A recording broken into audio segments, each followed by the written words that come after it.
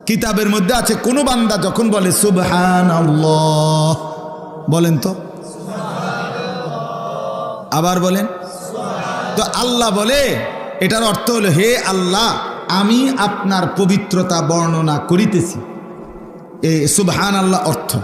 তো আল্লাহ বলে, আচ্ছা মাশাআল্লাহ বান্দা, তুমি আমার পবিত্রতা বর্ণনা করছো, আমি তো এমনিতেই পবিত্র, তুমি বললেও না বললেও তো ঠিক আছে। সাব্বাহতানি, তুমি আমার পবিত্রতা বর্ণনা করেছো, চলো উসাব্বিহুকা, আমি তোমারে পবিত্র বানিয়ে দিলাম।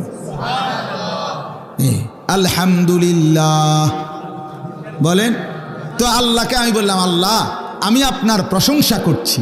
আল্লাহ বলেন, তুমি আমার প্রশংসা করলা, আমি তো এমনিই প্রশংসিত, যাও তোমাকেও আমি প্রশংসিত বানায় দিলাম, মানুষ তোমারে ভালো বলবে।